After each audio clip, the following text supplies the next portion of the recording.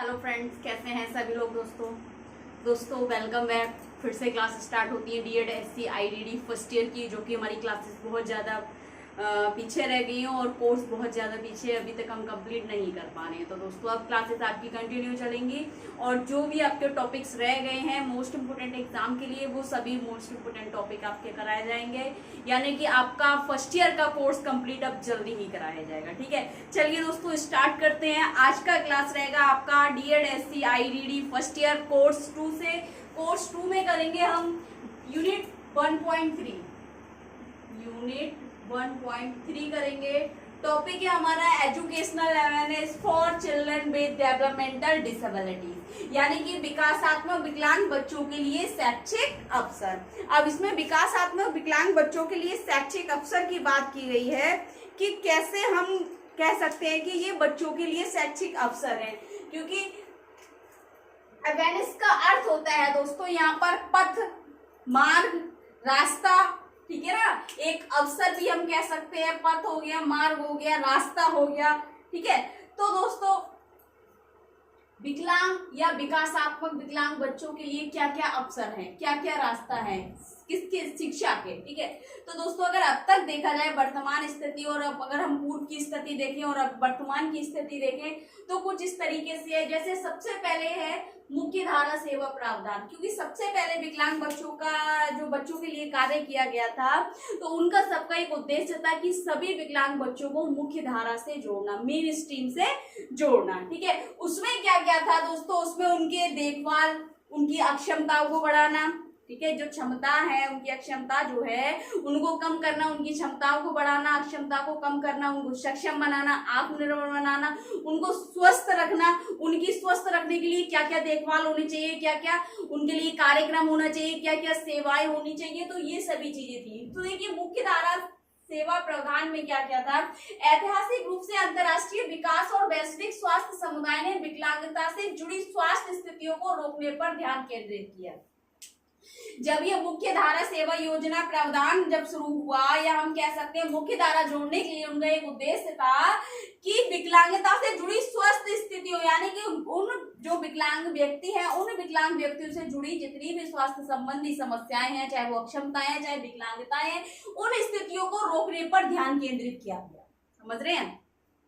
उसके बाद समावेशी प्रारंभिक बचपन शिक्षा, यानी कि इंक्लूसिव एजुकेशन। ठीक है, अर्ली इंक्लूसिव एजुकेशन में क्या था कि सभी बच्चों को बचपन से ही इंक्लूसिव सेटअप दिया जाए। वर्तमान की स्थिति ये है कि जो बच्चे हमारे डिसेबल्ड हैं उन बच्चों को नॉर्मल स्कूल में नॉर्मल बच्चों के साथ क्या किया जाए, प्रारंभिक शिक्षा भी उनकी कैसी होनी चाहिए, इंक्लूसिव एजुकेशन में होनी चाहिए, यानी कि अर्ली इंक्लूसिव एजुकेशन में। ठीक है, तो इसमें कहा था समावेशी शिक्षा सभी शिक्षार्थियों तक पहुंचने के लिए शिक्षा प्रणाली की क्षमता को मजबूत करने की प्रक्रिया है। ठीक है, जिसमें क्या है, विकलांग बच्चों को सामान्य शिक्षा प्रणाली से बाहर नहीं किया जाना चाहिए, क्योंकि इस शिक्षा प्रणाली में कहा गया था कि जितने भी विकलांगता संबंधित व्यक्ति हैं या बच्चे हैं जो विकलांगता से ग्रसित हैं, उन सभी बच्चों को इस प्रणाली के अंतर्गत शिक्षा प्रदान करनी चाहिए। प्रारंभिक शिक्षा, माध्यमिक शिक्षा, जब तक वो पढ़ना चाहते हैं उनकी शिक्षा को पूर्ण करना चाहिए और इनको इस शिक्षा से बाहर नहीं निकालना चाहिए। कह रहे हैं और समुदाय में अन्य लोगों के साथ समान आधार, समावेशी गुणवत्ता और मुफ्त प्राथमिक और माध्यमिक शिक्षा तक पहुंच होनी चाहिए जिसमें वे रहते हैं। यानी कि उनके कहने का तात्पर्य ये है कि समुदाय और अन्य लोगों के साथ, यानी कि जहां सामान्य व्यक्ति अपना जीवन यापन कर रहे हैं, जीवन व्यतीत कर रहे हैं, सामान्य व्यक्ति एक समुदाय में रहकर उसी समुदाय में, उसी विद्यालय में, उन्हीं सामान्य व्यक्तियों के साथ इन बच्चों को भी क्या करना चाहिए, जो हमारे विकलांग बच्चे हैं इसके समान आधार पर, यानी कि सेम जो उनके लिए है समान भागीदारी, समान आधार पर समावेशी गुणवत्ता और मुफ्त प्राथमिक और माध्यमिक शिक्षा तक पहुंच होनी चाहिए जिसमें वे रहते हैं, यानी कि जिनका जो वातावरण है। ठीक, समावेशी प्री स्कूल और प्राथमिक स्कूल शिक्षा विकलांग बच्चों को एक महत्वपूर्ण स्थान देती है, क्योंकि प्राथमिक शिक्षा एक हमारी ऐसी शिक्षा है जहां पर हमारे हमारा सर्वांगीण विकास किया जाता है, यानी कि हमारी विभिन्न कुशलताओं का विकास किया जाता है और चरित्र का निर्माण भी हमारी प्राथमिक शिक्षा या प्रारंभिक शिक्षा से प्रारंभ हो जाता है, जहां बच्चा अपने संज्ञानात्मक कौशलों को सीखता है, अपने भाषा कौशलों को सीखता है, ठीक है, बोलना, भाषा संप्रेषण करना सीखता है, तर्क वितर्क करना, यानी कि एक उसकी शुरुआत होती है। प्रारंभिक और प्राथमिक शिक्षा अगर अच्छी होगी, कहते हैं ना, नींव मजबूत हो तो आगे तक सही रहता है, ठीक है। तो देखिए नेक्स्ट क्या था, उसके बाद समावेशी प्रारंभिक बचपन शिक्षा के बाद आया था विशेष शिक्षा, जहां पर कहा गया था कि जितने भी विकलांग बच्चे हैं, जो हमारे विकलांगता से ग्रसित बच्चे हैं, यानी कि विशेष आवश्यकता वाले बच्चे हैं, उन बच्चों को एक अलग स्कूल दिया जाए, एक अलग सेटअप दिया जाए। उन बच्चों की अक्षमताओं को देखकर, आवश्यकताओं को देखकर क्या है, उन्हें अलग से सेवाएं प्रदान की जाए, उनको अलग गतिविधियां कराई जाए, कार्यक्रम कराए जाए, अलग प्रशिक्षण दिया जाए, ठीक है। तो एक विशेष शिक्षा, यानी कि विशेष विद्यालय में विशेष शिक्षा का एक दौर आया। विशेष स्कूल में विकलांग बच्चों की विशेष आवश्यकताओं पर ध्यान दिया जाता है, यानी कि इसमें क्या था, सामान्य बच्चे नहीं, केवल विकलांग बच्चे, जिसमें विशेष विद्यालय में विशेष आवश्यकता वाले बच्चों की विशेष आवश्यकताओं पर ध्यान दिया जाता था या जाता है, और उनकी क्षमताओं को विकसित करने पर बल दिया जाता है, यानी कि उनकी जो क्षमताएं हैं उन क्षमताओं को बढ़ाने पर बल दिया जाता है और अक्षमता को कम किया जाता है। साथ ही साथ शैक्षिक अवसर भी प्रदान किया जाता है। भारत में विकलांग बच्चों के लिए 3000 से अधिक विशेष स्कूल और संस्थान कार्य करते हैं। आप समझ रहे हैं, विकलांग बच्चों के लिए जो आज की स्थिति अगर देखा जाए तो 3000 से अधिक है जो विकलांग बच्चों के लिए कार्य कर रही है संस्थाएं, ठीक है। उनमें से लगभग 900 श्रवण बाधित यानी कि हेयरिंग इम्पेयर्ड बच्चों के लिए है, ठीक है, संस्थान है, और 400 दृष्टि बाधित बच्चों के लिए है, और इससे अधिक भी हो सकती है, ठीक है ना। और कह रहे हैं 1000 मानसिक रूप से मंद बच्चों के लिए और मुख्य रूप से 700 अन्य शारीरिक विकलांग बच्चों के लिए भारत के अधिकांश विशेष विद्यालयों में पाठ्यक्रम का पालन उसी आयु वर्ग के गैर विकलांग या विकलांग बच्चों के लिए निर्धारित पाठ्यक्रम के समान है। यानी कि इतनी जो संस्थाएं हैं, यानी कि हमारे हेयरिंग इम्पेयर्ड वाले बच्चे हो गए और हमारे विजुअल इम्पेयर्ड बच्चे हो गए, लोकोमोटर डिसेबिलिटी वाले हो गए, इंटेलेक्चुअल डिसेबिलिटी वाले हो गए, इन सभी बच्चों के लिए भारतवर्ष में क्या है, अधिकांश विशेष विद्यालय में जो पाठ्यक्रम उनका पालन किया जा रहा है, उनकी आयु वर्ग के अनुसार गैर विकलांग और बच्चों के लिए निर्धारित पाठ्यक्रम एक समान है, जो कि देखा जाए आजकल समावेशी विद्यालय में इसको जोड़ा गया है, ठीक है। हालांकि विशिष्ट विकलांगता क्षेत्रों के संबंध में कुछ छूट दी गई है, यानी कि कह रहे हैं कि विशिष्ट विकलांगता के क्षेत्र में कुछ छूट दी गई है। जैसे कहा गया, दृष्टिवादी बच्चों के लिए स्कूल गणित में दृश्य उन्मुख अवधारणाओं में छूट मिली है, यानी कि उनकी गणित पढ़ने की उनकी जो अवधारणा है उनमें छूट मिली है, ठीक है। श्रवण बाधित बच्चों के लिए दूसरी या तीसरी भाषा सीखने के लिए, क्योंकि क्या है, जो श्रवण बाधित है, ना सुन सकते हैं ना बोल सकते हैं, तो क्या करेंगे वो, जैसे हम मौखिक भाषा का प्रयोग कर रहे हैं, ठीक है ना, मौखिक भाषा आप सुन पा रहे हैं, मैं बोल पा रही हूँ, तो इन बच्चों के लिए छूट दी गई थी। अगर ये सुन और बोल नहीं सकते तो ये साइन लैंग्वेज का उपयोग कर सकते हैं, यानी कि सांकेतिक भाषा का प्रयोग किया जाता है, तो इनको एक छूट दी गई। मानसिक और गामक विकलांग बच्चों को विशेष प्रशिक्षण प्रदान किए जाते हैं, यानी कि जो हमारे मानसिक रूप से विकलांग या बौद्धिक असक्षम बच्चे हैं और जो शारीरिक रूप से विकलांग बच्चे हैं, उनके लिए विशेष प्रकार के प्रशिक्षण प्रदान किए जाते हैं विशेष शिक्षा के अंतर्गत, ठीक है। फिर आया दोस्तों एकीकृत शिक्षा। एकीकृत स्कूल जाने वाले आयु वर्ग में विकलांग बच्चों की जनसंख्या आरसीआई के जनशक्ति दस्तावेज के अनुसार इस प्रकार है। दृष्टिबाधित जो बच्चे हैं 0.12 मिलियन, ठीक है। श्रवण बाधित जो है 0.65 मिलियन, ठीक है। मानसिक रूप से मंद बच्चे हैं 3.61 मिलियन, यानी कि गामक विकलांग बच्चे 3.39 मिलियन।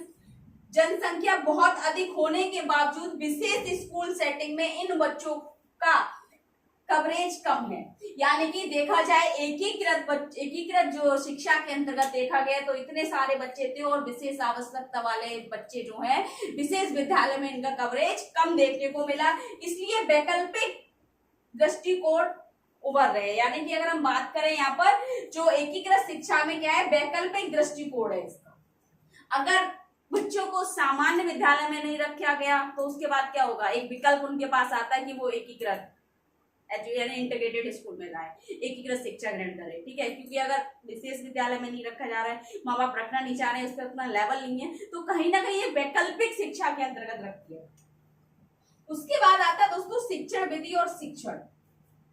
शिक्षण विधियां एक ऐसी है कि हम किसी भी प्रकार के, हम किसी भी विकलांग बच्चे को कोई भी शिक्षा प्रदान कर रहे हैं, कोई प्रशिक्षण दे रहे हैं या कोई भी गतिविधि या कार्यक्रम कर रहे हैं, तो उसमें हमारी जो तकनीकें जो रहती हैं कार्य कराने की, चाहे वो शैक्षिक कार्य हो या हमारा कोई भी गतिविधि हो, सामाजिक कार्य हो, ठीक है, या व्यक्तिगत कार्य हो, ये एक अच्छा तरीका बहुसंवेदीय दृष्टिकोण पर आधारित है। यानी कि बहुसंवेदीय दृष्टिकोण पर आधारित है या होना चाहिए, ताकि छात्र क्या है अपनी सभी संवेदनाओं के साथ सीख सके। जो सुन नहीं सकता वो देखकर सीख ले, जो देख नहीं सकता वो सुनकर सीख ले, और जो समझ नहीं पा रहा वो सभी प्रकार की सभी संवेदनाओं से सीख सकता है, सभी संवेदनाओं का सहारा लेके। तो कह रहे हैं बहुसंवेदीय दृष्टिकोण पर आधारित होनी चाहिए हमारी जो शिक्षण विधियां हैं। और कह रहे हैं चाहे मैं विकलांग या गैर विकलांग बच्चों को पढ़ाना हो, यानी कि चाहे वो हो सकता है आपको सामान्य बच्चे को पढ़ाना हो या फिर विकलांग बच्चे को पढ़ाना हो।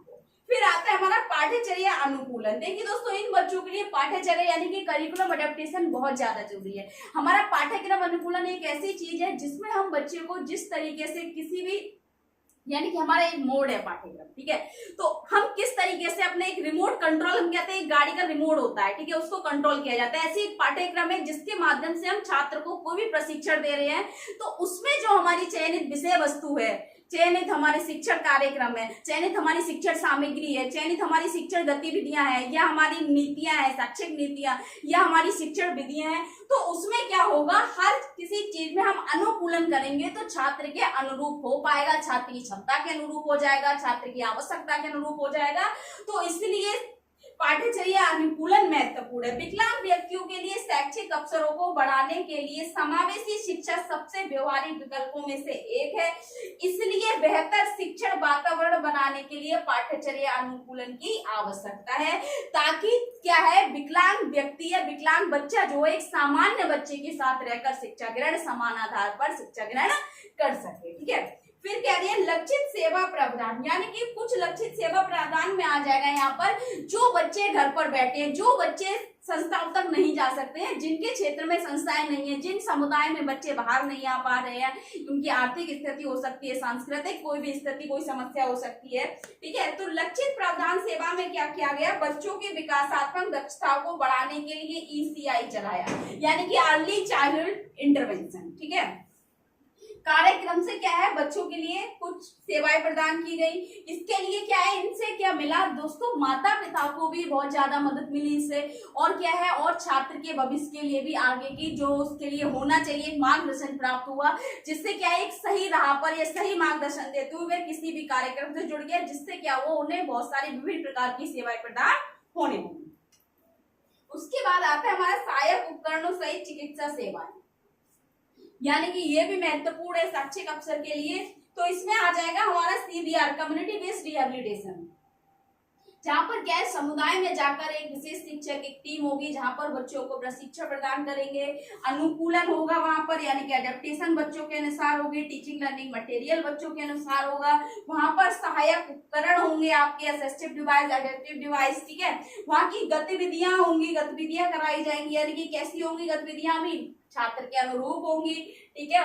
और उसमें आ जाएंगे विभिन्न प्रकार के प्रशिक्षण, जिससे क्या हो, छात्रों का सामाजिक कौशल विकसित हो, संज्ञानात्मक कौशल विकसित हो, ठीक है, व्यक्तिगत कौशल विकसित हो, उनमें संप्रेक्षण कौशल विकसित हो, भाषा कौशल विकसित हो, और विभिन्न प्रकार की चिकित्साएं, ताकि वे स्वस्थ रह सके, शारीरिक रूप से स्वस्थ रह सके, मानसिक रूप से स्वस्थ रह सके, इसलिए विभिन्न प्रकार की चिकित्सा इसमें दी जाएंगी। उसके बाद आता है हमारा परिवार सहयोग। परिवार सहयोग में आ जाएगा अभिभावक संघ से जुड़ना, अभिभावक संघ आ गया, ठीक है। उसके बाद आ जाएगा हमारा परिवार सहयोग साझेदारी, परिवार की साझेदारी, ठीक है। उसके बाद आ जाएगा परिवार सशक्तिकरण, आ जाएगा परिवार सशक्तिकरण, ये सारी चीजें इसमें जोड़ दी जाएंगी। और इससे क्या होगा, एक विकलांग बच्चों को क्या होगा, एक विकलांग बच्चे को एक अच्छे शैक्षिक अवसर प्राप्त हो पाएंगे। तो दोस्तों ये टॉपिक आपका 10 नंबर में वेरी वेरी मोस्ट इंपोर्टेंट है। 5 में नहीं पूछा जाएगा, मैंने आपको जो लिखना था वो लिख दिया है। और जो जो कुछ टॉपिक ऐसे हैं यहाँ पर, जो आपके पॉइंट्स जो हैं, हेडिंग्स जो हैं, यहाँ पर आप खुद सोचकर लिख सकते हैं। इसलिए मैंने इसको डिटेल में नहीं किया, लेकिन जहां लग रहा था कि जरूरत थी ये चीज बताने की, इतना डाटा बताने की, वहां पर मैंने आपको लिखा है पूरा। और ये 10 नंबर के लिए वेरी वेरी मोस्ट इंपोर्टेंट रहेगा आपका कोर्स 2 से। बाकी इसके अलावा अगर आपको कुछ समझ नहीं आ रहा है, कुछ डाउट लग रहा है, कुछ पूछना है, तो कमेंट बॉक्स में जाके कमेंट करें। ज्यादा से ज्यादा वीडियो लाइक करें, चैनल को सब्सक्राइब करें, बेल आइकन को प्रेस करें, ताकि नेक्स्ट आने वाली क्लास आप तक पहुंचती रहे। दोस्तों थैंक यू सो मच। और क्लासेस आपकी अब कंटिन्यू रहेंगी, और बाकी जितना कोर्स रह रहा है वो सारा कोर्स आपका कंप्लीट कराया जाएगा। टेंशन लेने की जरूरत नहीं है। All the best.